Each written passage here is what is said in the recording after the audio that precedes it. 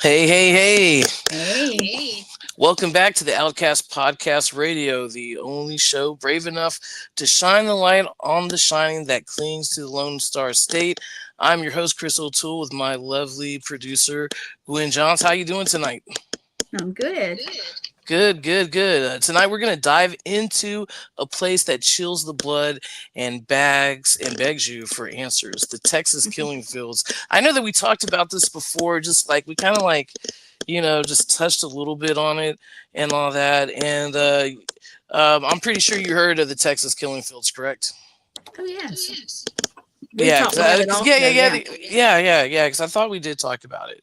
You Hmm. know, so like for decades, a stretch of land off the Interstate 45 between Houston and Galveston had become synonymous with the haunting reality. The discovery of multiple bodies, primarily young women.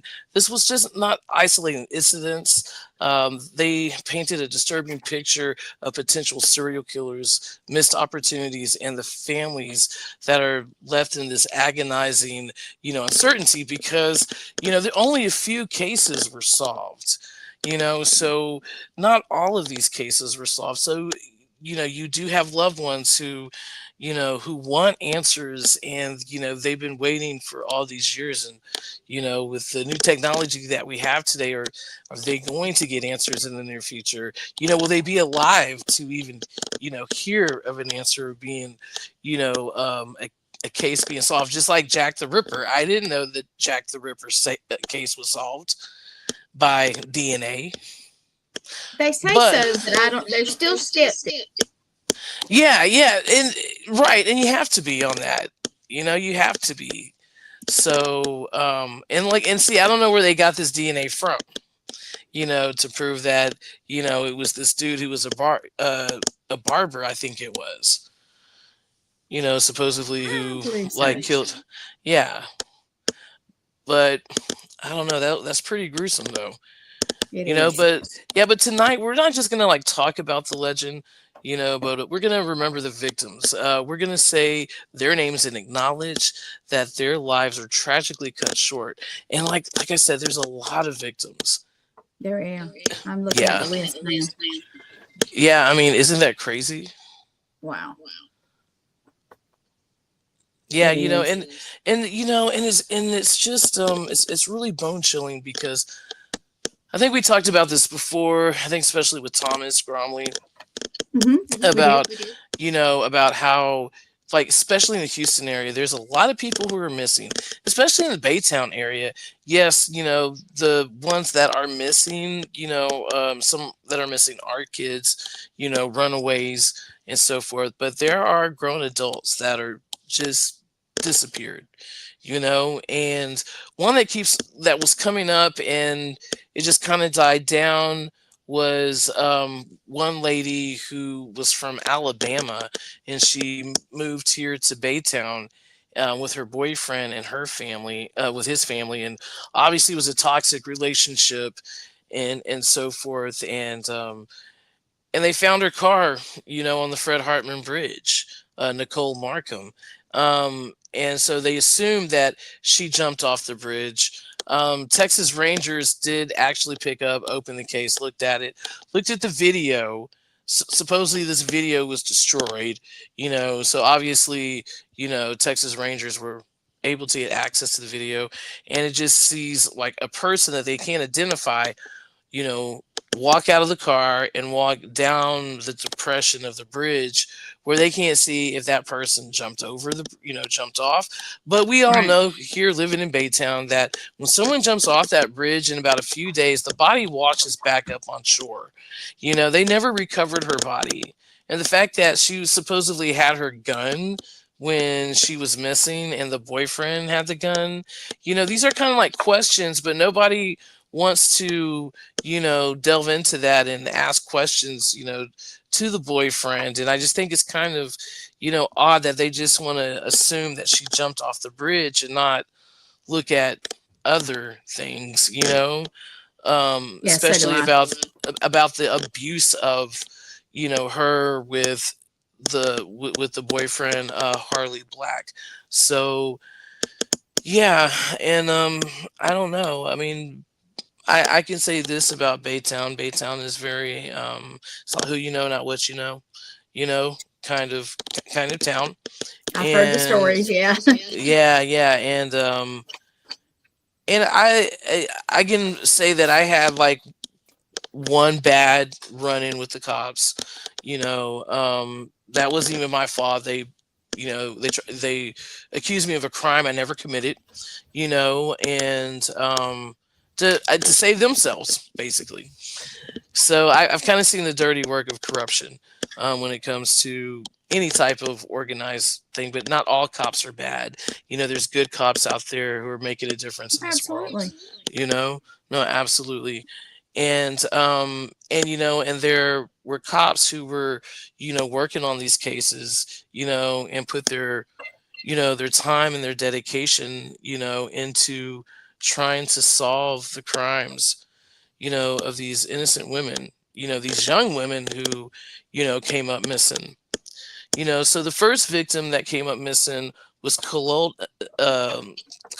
Anise Wilson, age 13, disappeared Hmm. in the Alvin bus stop on County Road 99, Highway 6 in Alvin. That's not too far from where my son lives.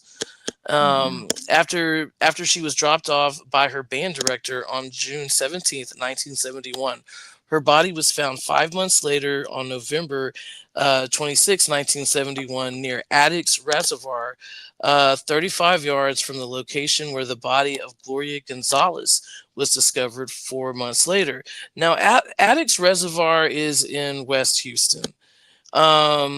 One way to get there is like from Highway 6, so you can go like from Galveston Highway 6 all the way to you know close to there, but that's a long commute. I mean, that's about way over an hour commute to get to that location and all that. I mean, from here, from Baytown, it takes me an hour and 10 minutes to get there.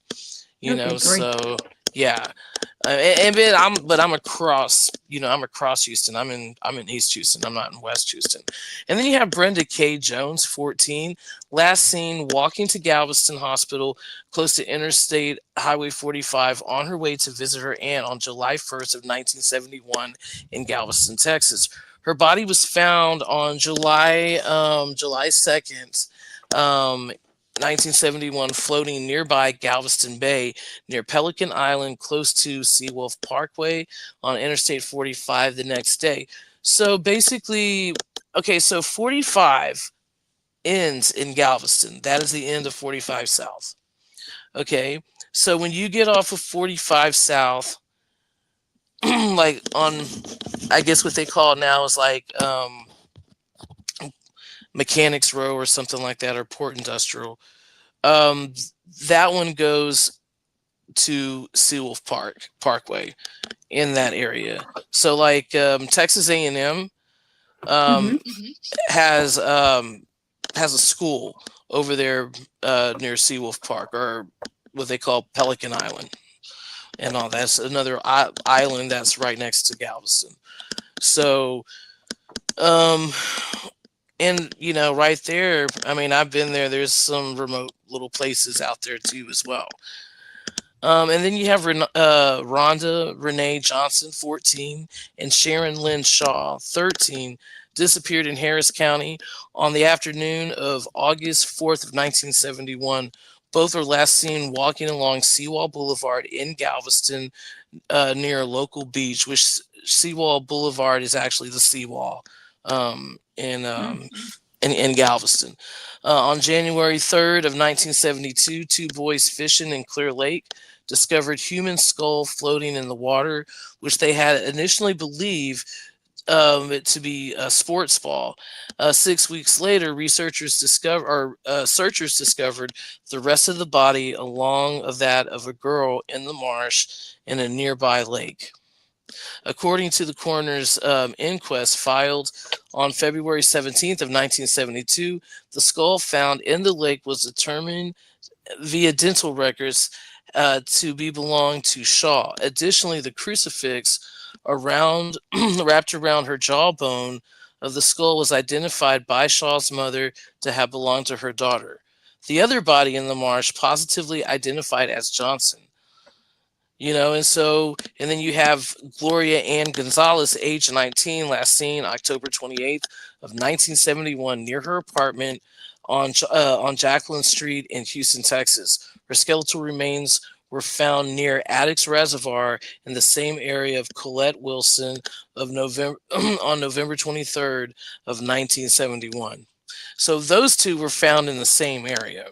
And then you have Allison and Craven, 12, Mhm. reported missing by her mother October 9th, 1971, when she returned to their apartment in Houston, Texas, near Interstate 45, after completing shopping and running errands for an hour. 3 months later, police found Craven's partial remains in a nearby field, two hands along with a bone and an arm and some teeth. On February 25th of 1972, the rest of her skeleton was found in Pearland, Texas, in a field near Interstate 45 and 10 miles away from she was last seen. So Pearland is right on 45. So you have, let's just start, you have Galveston, you have Texas City, Lamarck, Dickinson, League City, Webster, and then it goes to Seabrook, and then if you go across the bridge, then it goes into Baytown, and then you have Pasadena on the side. So, like these cities are not too far from each other. You know, Right. especially how big Houston is. And then you have Debbie Catherine Ackerman and Maria Talbert Johnson, both 15, last seen attempting to hitchhike to Houston, Texas, near an island ice cream shop in Galveston. I'm gonna Galveston, put up the Texas. map also, you guys. Yeah, cool. On November 15th of 1971, witnesses reported seeing a man in a white van stopping by the curb and picking up the girls after agreeing to driving them to Houston. Their bodies were bound and partially nude in Turner's Bayou on November 17th, 1971, near Texas City. Kimberly Ray Payne Pritchford, 16, last seen at Dobie High School in Houston, Texas, while she was there for her driving test on January 3rd of 1973.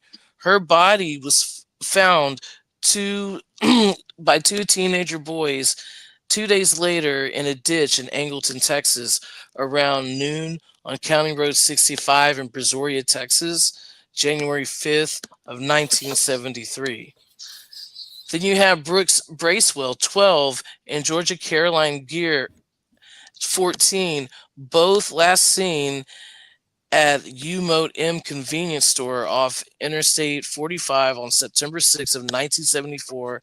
At the time of their disappearance, police insisted that Bracewell and Greer were runaways, only beginning to investigate foul play in 1981. In 1976, partial skeletal remains belonging to Bracewell were found by police in Culvert in Alvin, Texas. Nearby, pair two last known locations were not connected to Bracewell or Greer at the time. They were only identified as Bracewell's for a new detective to take over the case in 1981.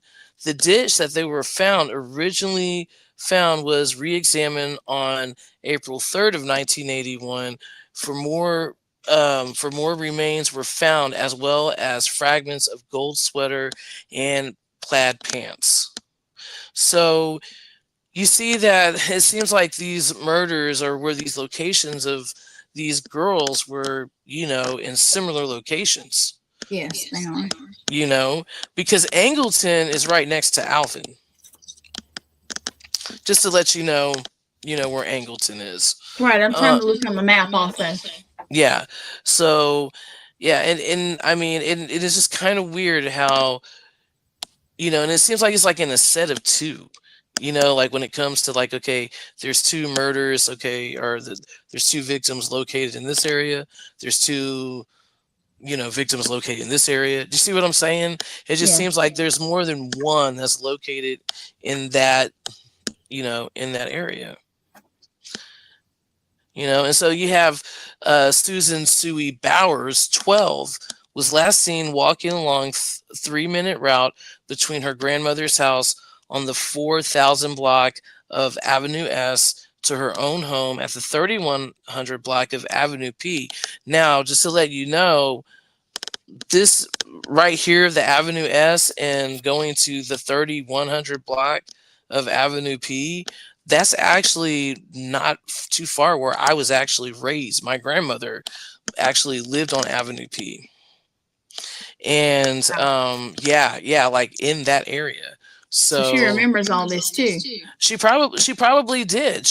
I'm pretty sure because she never missed anything. Especially when it came to news, especially like stuff like that. So Yeah. on the 3,100 block of Avenue P around 10:45 a.m. on May 21st, 1977 in Galveston, Texas. The seventh grader was going home to get her swimsuit to go to the beach. Her skeletal remains were found 2 years later in Altaoma, Texas, March 25th of 1979. Like, I don't know where Altaoma, Texas is. It may be on, maybe on that map. I'm not necessarily Um, sure. This sounds far away for me. You know what I'm saying? Like Altaoma, Texas. I've never heard of that. I do not see And it on the map. yeah, yeah. And then you have Tina Gale Kloss, 17, and Harold Dean Kloss Jr., 21.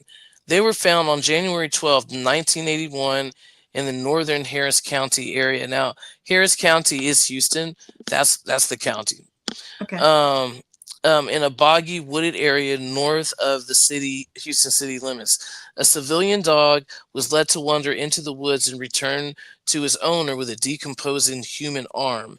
Search parties prompted dog by the discovery subsequently found um, the heavily decomposed bodies of Klaus couple near Wallaceville Road.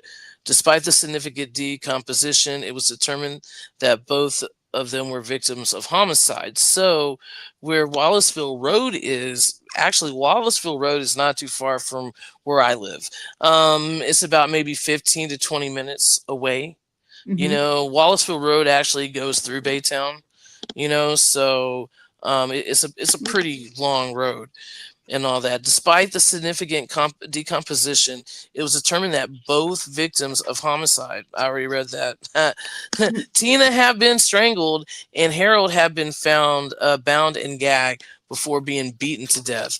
In 2021, forensics genealogists positively identified Dean and Tina, and in 2022, their daughter Holly Marie was located alive in Oklahoma. So obviously, they didn't identify these people until recently. Goodness. That's what, 30, 40 years? Yeah, Jeez. yeah, it's been a long time. And then you have Michelle Angela Garvey, 15, went missing from New London, Connecticut, presumably after running away from home on June 1st of 1982 at the age of 14. Garvey's body was found July 1st of 1982 here in Baytown, Texas, 1 month after she went missing. The cause of death of the victim was determined to be strangulation. There was evidence that Garvey had been sexually assaulted. Her body was found wearing a brown clothing, including a long sleeve button down shirt with a distinct coarse embroidery on her breast pocket. The body was disposed in a field after she died, but possibly hours after the murder. She was buried near two of the other identified murder victims found in 1981, who were identified in 2021 as Dean and Tina Klaus. Garvey was identified in January of 2014 through the efforts of the National Center of Missing and Exploited Children in Harris County Police Department, who had contacted her family and obtained samples of their DNA for testing, and in August of 2013. Then you have Susan Lee Eotts, 20, was a cocktail waitress who left her family home in Harris County, Texas, around 4:30 p.m. on August 30th, 1983, to her workplace. The following day, a motorist discovered her body a few miles from her home. She was naked and had bruises all over her body and face. Susan had been strangled to death with a bodysuit with the adjacent to a vacant lot where she was found. An autopsy determined that she had been sexually assaulted. Eots was last seen at a local club with a white man wearing a cowboy hat. The mother received a phone call from an unidentified man who claimed to have photos of her daughter. He referred to himself as Bill and said that he lived in Houston, Texas. A DNA profile extracted Eot's body was a match to Arthur Raymond Davis Jr., a Vietnam War veteran and a boat captain, and died January 16th, 1984, after a single vehicle accident. So obviously, he didn't have to pay for his sins. No, not Seems at like, all. yeah, it's like he took the easy way out, or you know, God gave him the easy way out. Then you have Heidi Marie Verrell Fay, 25. Her too, a cocktail waitress, last seen October 10th, 1983, at a convenience store located off of West Main Street, Hobbs, in League City, Texas. On April 4th of 1984, Vera Fay's remains were discovered after a dog brought a skull to a nearby house on Calder Field on the 300 block of Calder Road near League City, Texas. Now, Calder Road or Calder Field, this is where they found the bodies of like Laura Miller, and also to Heidi Faye and another female. And I remember this when I was younger. It was a big deal. It was a big deal, and actually one of these women that we're going to talk about, later, she was a part of the Texas killing fields. Actually, two of them. So the Hmm. next victim was Sandra K. Ramber, 14, last seen at her family's home in Santa Fe, Texas on October 26, 1983. So again, let me just clarify that League City, Santa Fe, Texas City, Galveston, Lamarck, they're kind of like if you're going down 45 or going up 45 north, they're all 45 north is going straight through these towns. So you'll have like a better understanding where all these towns are. They're very close together. Um, it may take a while to get to one of them. Texas is big, Yeah, but you catch my drift. I do. I'm looking at that map going, good grief. Yeah, it's really big. So with Sandra K. Rambler, 14, last seen um, at her home, like I said, in Santa Fe, Texas, on October 26th of 1983, she was determined to be um, missing due to the fact that the front door was open, food was left in the oven, her purse and her coat were still in the house. She was initially believed to have gone to the store for a moment, but never returned. So yeah, it's just like really sad, and it's really sad here for like Laura Lynn Miller, age 16. She was a sophomore at Clear Creek High School in League City, Texas. She just moved to League City, Texas, and was musically gifted. She suffered from a debilitating seizures that affected her career in choir. She was last seen on September 10th of 1984 at the same convenience store Faye was last seen at the year earlier in League City, Texas, using a payphone to call her boyfriend.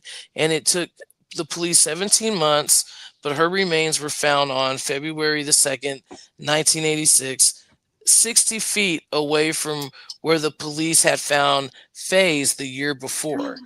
Oh, She, wow. yes, she was found underneath a sofa of a wooden area of the old Causeway Road in Galveston County. Now think about it. If it been nowadays, Yeah. So mm, now you have this pattern. So you have and well, now the pattern's kind of broken, but it was like you had two victims at the same location, right? And then you right? had two other victims that they found at the same location. Now here we are at the Calder Road or the Calder Field where they found Laura Miller, you know, and they found Faye. But the difference is with this is that there's another victim that's in, that they found in that area as well. But the fact that she went to the same convenience store, just like Faye went to the same convenience store and came up missing. Can you? I don't know if you guys can hear. It's really storming here. If I happen to lose service, You know what? I don't hear it yet. I did it's hear that. hailing. Oh, it is. Oh Yeah, wow. I can hear it. Oh, Yeah, okay. I can hear it now. Can you? Yes, I That's can. hail. Yeah. Yeah, I can totally hear it now. I can totally hear it.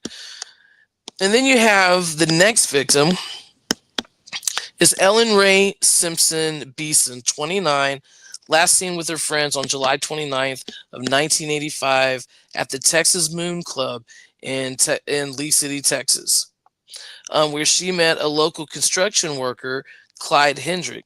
Later that evening, she told her friends that she and Hendrick had made plans to go swimming. Her decomposed remains were discovered underneath a sofa wooded area too. What? Hmm. That's crazy. So and see and wow. That's And I crazy guess I would love that to know the story. Like if she left with somebody to go swimming, what happened to him? right. Well, I know that he did get charged for a murder, for I think for her murder, for Beeson's murder. Oh, But it's the same thing. Her decomposed remains were discovered underneath a sofa in a wooden area besides the old Causeway Road. hmm. Unless this is just like a misprint, or Well, I mean, I whoever's mean, hiding the bodies could be hiding them.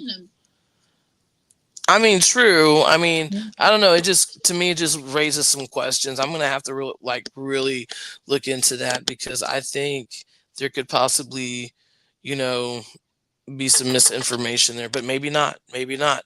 The medical examiner was unable to determine the cause of death at that time, but upon the examination of her remains in 2012, it was ruled that she had suffered several severe skull fractures. So that means that she was beaten to a bloody pulp, Yep. probably with an object or, you know, with his fist. Then you have another victim, Michelle Dorothy Thomas, 17, was last seen leaving her familiar residence in Santa Fe, Texas on October 5th of 1985. After having returned from work at, at Galveston, Texas gas station, she left to meet with friends at a nearby nightclub located on Galveston Island later on that evening. Acquaintances claim that they stopped at a convenience store on the way to the nightclub, and Michelle have gotten into a car with two men, and she has not been seen since. Authorities believe that she may have been abducted or murdered. And then you have Audrey Lee Cook, 30, last heard from in late December of 1985. Cook's remains were found in a field of the 300 block of Calder Road, and the same day that the body of Laura Miller was located nearby. So this was the third victim in that location.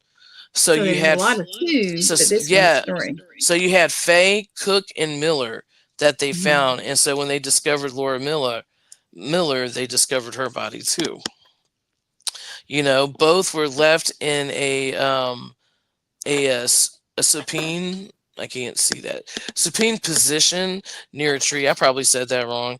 Don't kill Supine. me if Yeah, I it's do. sitting. Right? They were sitting. Yeah, Probably. yeah. Right. Actually, no.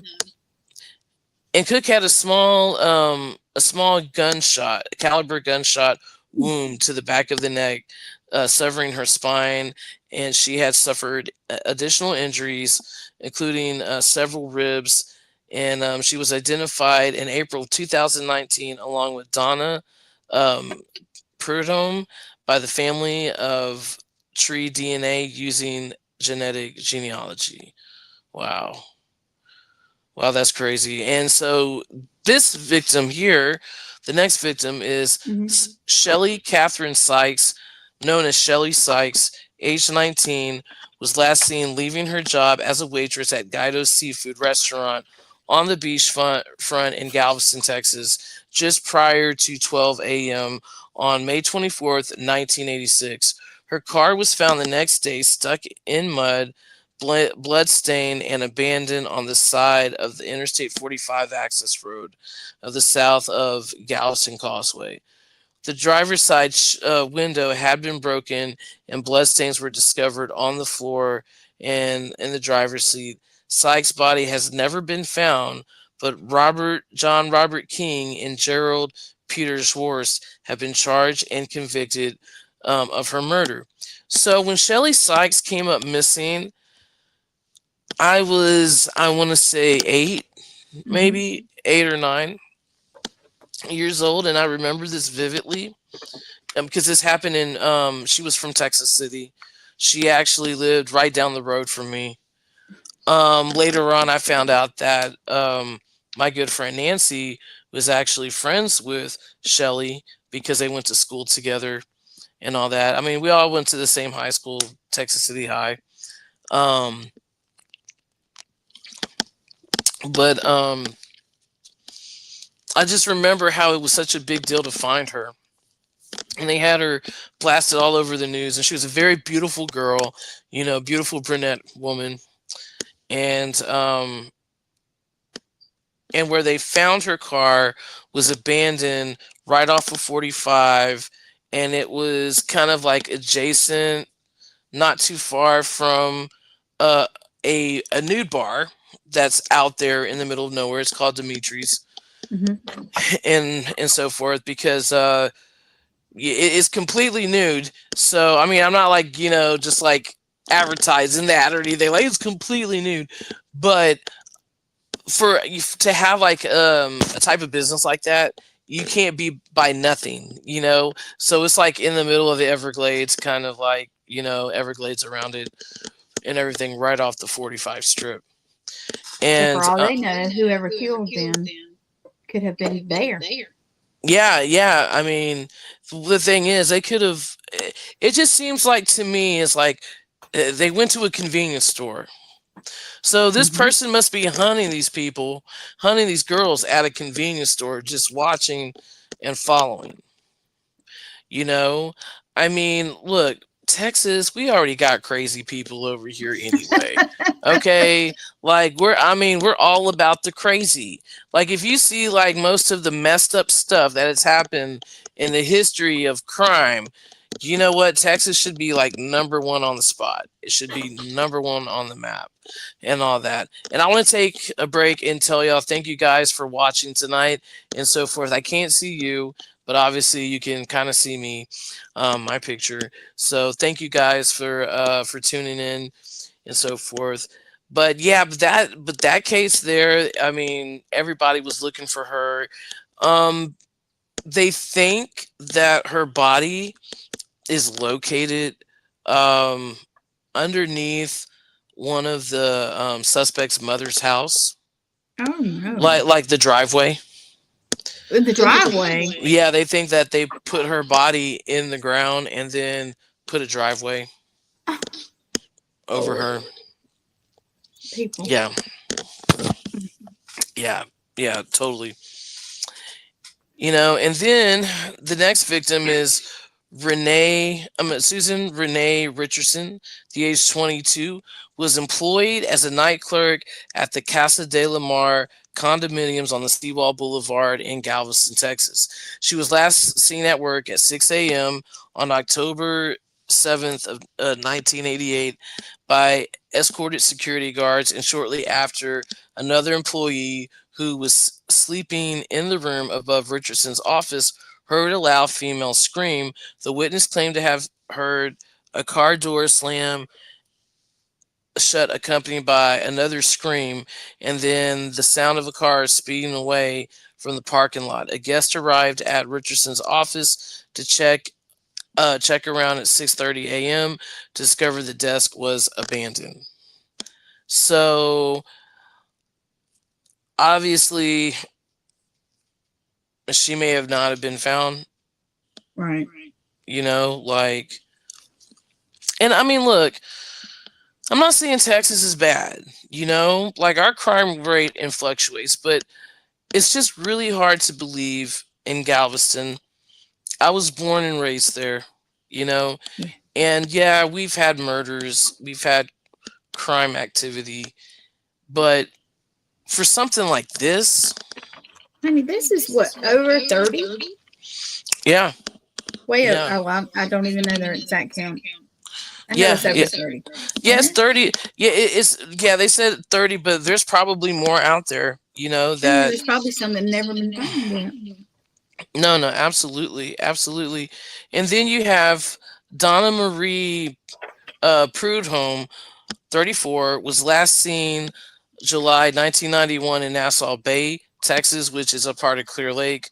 On September 8th of 1991, a local resident came across her badly decomposed body in a field beside Calder Road. Again, not too far from the site where Laura Miller and Faye and Cook, were located. So not too far from that on Calder Road, because you have the Calder Hmm. oil field, the Calder field, and so forth. Imagine how many are in these fields out there that they Oh haven't yeah, found yet. oh yeah, oh yeah, and the medical examiner concluded that she had died at least 6 weeks prior, and yet the cause of death could not be determined. She was identified April 19th, April 2019, along with Audrey Cook, family DNA with the use of genetic genealogy. Wow. And then you have Lynette Bibbs, 14, and Tamara Fisher, 15, disappeared February 1st in 1996 after visiting a Houston, Texas club for teenagers. A 22-year-old male later claimed to have dropped off the friends at a motel near the city near Old Spanish Trail Road. The bodies of the two girls were found dumped in a rural area 2 days later, February 3rd, 1996, in Cleveland, Texas.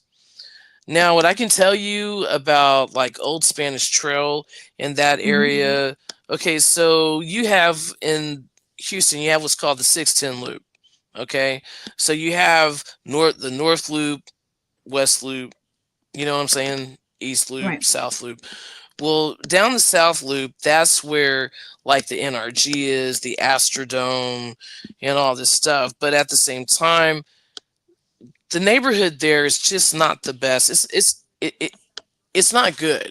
Like I briefly lived there with my ex-girlfriend, and there would be shootings on a regular basis. Like one family got shot execution style, like right after what's it called, Hurricane Katrina, when we had an Oh, influx of New Orleans coming here, people from yeah. Louisiana. I mean, it's a rough area. I mean, now they're trying to regentrify it. I mean, there's like nice condos out there and all that, but still, it's not like really the best area to hang out with, hang out Right. at. And so her body was dumped and it was found in Cleveland, Texas. Well, Cleveland, Texas, I mean, from here, It's about, it's about an hour, hour and a half drive. It's a rural area, you know, like they said and all that. And it'd be easy to dump a body out there, and not have people find it because you have hogs, you have wildlife, just, I mean, they'll eat a body up, Yes, they will. especially alligators and all that. And then our next victim here is Crystal Jean Baker, age 13. Now, this is my friend's sister. Oh no. Um, that that she disappeared and all that. Like I remember Crystal when she was young, and we would get on to her a little bit because she, how can I say, she would dress a little bit more mature than she was for her age, Hmm. and at that time, how we were growing up, like, you need to be conservative, you don't show things and all that. And so she dressed way before her age, and so she looked a lot younger than what she was at 13, So she was last seen near Interstate 45 on March 5th of 1996 in Texas City after leaving her grandmother's house. So basically what she did is she left the convenience store to call a friend or so forth like that. Hmm. And that convenience store was like right down the street from my aunt's house, or right down the street for where we used to play. And you remember And, her. oh yeah, oh yeah, I vividly remember her. I remember That's what I was about to say. Do you remember, or like a kid? Oh yeah, I knew oh her kind of. no, I remember her. I remember, like, I would play with her brother Jason. Her Hmm. brother Jason was best friends with my cousin Jeff, and so, like, they would all go skateboarding together, and we would always play together, and she would be out there too, and so, I Do you mean, remember when she disappeared? yes, I do. I remember. I Mm. don't remember the disappearance. I remember when they found her. Oh, oh. Um, I heard. Okay, so when I found out she passed away, I didn't believe it. You Oh. know, Well, I you were didn't a believe. kid. You don't. Yeah, I That's didn't. I didn't yeah. believe she was. I couldn't fathom that she was murdered. And I'll tell you this. I think that how my mind was when I was little, that it was Hmm. so traumatic for me. I mean, it didn't happen to me, but it happened to someone that I knew. That Yes. I completely blocked it out for years until I saw it several years later on TV. And so, um, I mean, I can still see her. I can still see her playing in the road. Waiting for her mom to get home, talking to her sister. All of us listen to heavy metal music. Like I remember all that. So was she now? Yeah, Because no, that no, threw me when I knew you knew. Was she going to a store? yeah. So she had a fight with her grandma. So we'll go ahead and, like, we'll read that. I'll go ahead and tell you about that. Sorry. So yeah, no. So on March 5th of 1996 in Texas City, was leaving her grandmother's home to a convenience store. She had a fight with her grandmother. It doesn't really say that, I don't think, on here. To use the phone, yeah, after an argument, Crystal was last seen using the phone at a local convenience store to ask a friend if she could stay with her. 2 hours later, her body was found. She had been raped, strangled, and dumped at the interstate of 10 in the Trinity Bridge River. Baker's great aunt was Marilyn Monroe. Um, Kevin Kevin Edison Smith was convicted of capital murder in her death in 2012 and sentenced life to prison. In 2019, Governor Greg Abbott signed a law into Crystal Jean Baker Act, which permits the collection of DNA from individuals arrested for certain felonies prior to conviction. So, Mm. I'm glad that it's horrible what happened to her, but I'm glad that something good came out of it. That can, help other victims. You know, I'm not keen. I don't like Governor Abbott. I always make that clear. But I do like the fact that he did do this. You know, because DNA is probably like one of the most powerful tools that we have. You know what I'm saying? When it It comes is. to I wish they could go technology. back and like check all of this. No, absolutely, absolutely. And then we have Laura Smither, who was the age 12, was last seen in Friendswood, Texas, jogging down her home street on April 3rd of 1997 after telling her mother she was going to for a 20-minute run. 17 days later, on April the 20th, 1997, her body was found in a retention pond in Pasadena, Texas. In 1998, her parents established a Laura Recovery Center, a nonprofit organization that aids the search and recovery for kidnapping victims. William Lewis Reese was convicted of the murders of Laura Smither and Kelly Cox and Jessica Kane in June of 2022. Now, when it comes to Jessica Kane, um, I personally did not know her, but Mhm. all my thespian friends did because we all like were in theater together, and so she would do UIL and she would go to Harbor Playhouse and and act over there with a bunch of my friends and so forth. So, when we found out that she was missing, we were just like we couldn't believe it. And then you have Kelly Ann Cox, 20, last seen February 15th of 1997 at a Chronico gas station and a convenience store near Denton, Texas. After locking herself out of her car and making a call to her boyfriend for help using the gas station outdoor payphone. Mhm. 18 years later, on March 18th of 2016, Kelly's remains were discovered after a suspected serial killer, William Lewis Reese, directed investigators to search an area in Brazoria County, Texas, where her remains were found. Reese confessed to the convicted, or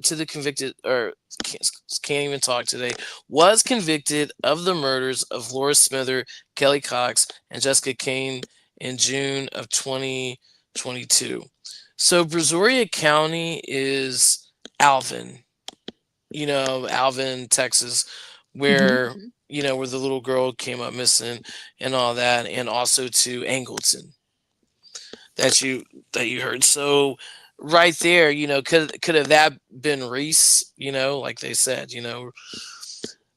with those killings, but how about with the other killings, that were in the Alvin area?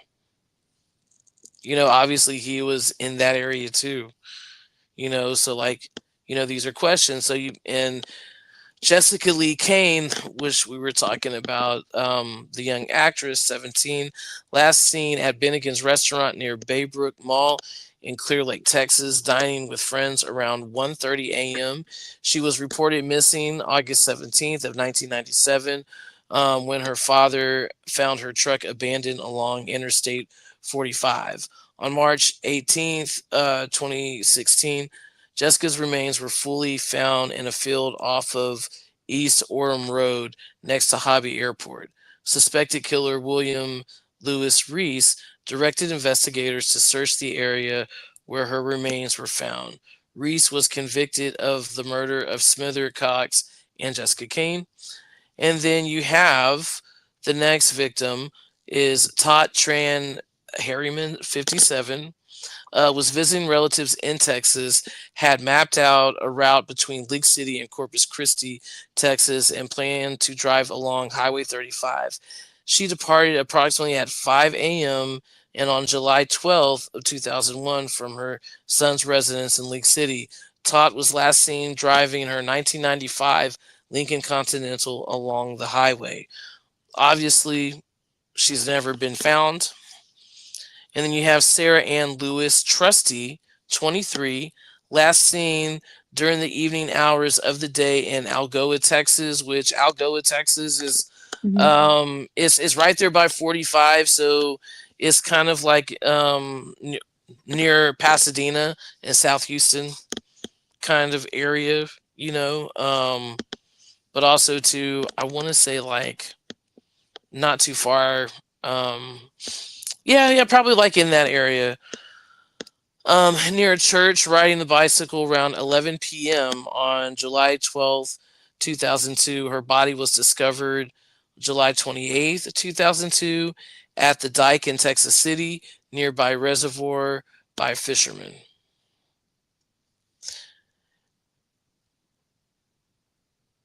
That's crazy. You know, Yeah, um, that is. y- Yeah, well, yeah, I'm yeah, sitting here trying because to think of goodness. okay, so you have the Texas City Dike. The Texas City Dike is this peninsula that goes 5 miles out, into the water. So, you have, beach on it. People go fishing out there, Hmm. all the time. So, and I mean, and there is a place all the way down there where you could drop a body back in the day because it was just nothing but woods, by the reservoir. If no one's out there, they're not going to see you. They could have been They're on a not. boat, actually, and she could have just washed up. No, no, absolutely. And then you have Teresa Lynn Venegas, 16, last seen in Dickinson, Texas, walking near Greens K subdivision on October 31st, 2006. 3 days later, her body was found strangled, raped, with her hair cut off in a field across Dickinson High School. It's awful. It is awful. It is awful. So now we heard about the victims and what they had to go through and all that. So let's talk about the suspects, who they have, in their scopes. So you have Michael Lloyd Self. In 1972, a gas station operator and a convicted sex offender from Galveston, Michael Lloyd Self became a suspect in the murder of Rhonda Johnson and Sharon Shaw.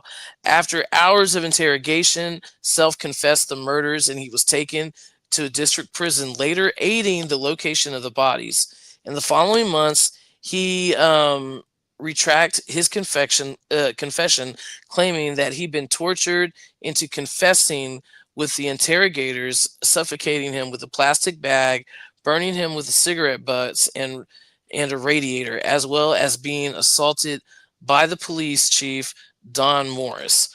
Nevertheless, on September 18th, 1974, Self was convicted of killing Shaw and received a life imprisonment term, despite the fact that his confessions showed great discrepancies concerning the victims' clothing and the date of the murders and the location of the bodies, how they were killed, and various other details. 3 years later, in 1976, Don Morris and his deputy, Tommy Dill, were arrested and convicted of various crimes, including the torture and other misconduct against the detainees. Morris was sentenced 55 years, while Dill 30 years. After this self after after this self regularly applied an appeal but was rejected every time. Michael Self died on September 21st, 2000, still in custody, and it was only after his death that a number of police officials, including the former Harris County District Attorney, stated their belief that Self was wrongly convicted. Wrong with what? Wrongly convicted, yes. Oh, that's frustrating. Yes, after his death. So you have the next suspect, Edward Harold Bell, and then this is going to be our last suspect, out of many that we can actually conclude, All to right. our next segments for next week. So Edward Harold Bell, an investigation by the League City Police and the FBI in the 1970s identify a local resident, Edward Harold Bell, a known exhibitionist, as a suspect. He had been arrested at least 12 times on charges of showing his genitals to children, but each time avoided prison. 12 times. Bell, I know, right? What the hell? Bell lived on the property near the beach in Galveston, where he was a silent partner at a surf shop, and I know exactly what surf shop that is too. Oh yeah. Even, yeah, I don't know if it's still open, but it was open for many years. He even knew two of the victims, Debbie Ackerman and Maria Johnson, who frequented the store. In the 1970s, he was acquired a plot of land in Dickinson and lived near the place where two more victims, Brooks Bracewell and Georgia Gear, were last seen alive. In 1978, while masturbating on the streets in front of a group of teenage girls, Bell was confronted by a 26-year-old former Marine, Larry Dickens, and as his mother called the police, Dickens removed the keys from Bell's vehicle and refused to return them. In retaliation, Bell killed him and fled, but was subsequently apprehended by police. He was posted bail several weeks later in order to avoid conviction of further incarceration. I can't say. Incarceration. Yes, thank you. Obviously, I Yeah. can't talk. Right, right. Okay. And yep, yep, and he fled Texas to escape from the United States, evading police more than 2 decades. In 1993, he was arrested in Panama and extradited back to the States, where he was convicted of Dickens' murders and received 70-year sentence. In 1988, Bell wrote several letters to Harris County attorney confessing the murders of 5 girls in 1971, and then six more between 1974 and 1977. He stated that he did not remember the names of his victims and confidently stated that he had killed Debbie Ackerman and Maria Johnson, Colette Wilson, and Kimberly Pitchford, as well as two other girls whom abducted in Webster of August of 1971, later identified as Rhonda Johnson and Sharon Shaw. And despite Bell has never been charged with these murders, since no evidence of biological otherwise have incriminated him, and remains a prime suspect until the death of 2019. And then Oh, we'll get yes, and see, and there's more suspects, which makes this case more interesting, but we will catch that at another time. Please join for the next episode with Nathaniel Elwell. You don't want to miss it. He's always good. And guys, thank oh you yeah. for listening, the audience. I appreciate it. And y'all have a great evening. And good night, Gwen. And Good hopefully, night, I will honey. see you on the flip side. All right. You have a good All night. right. All All right. right. Y'all take care. Bye. Bye.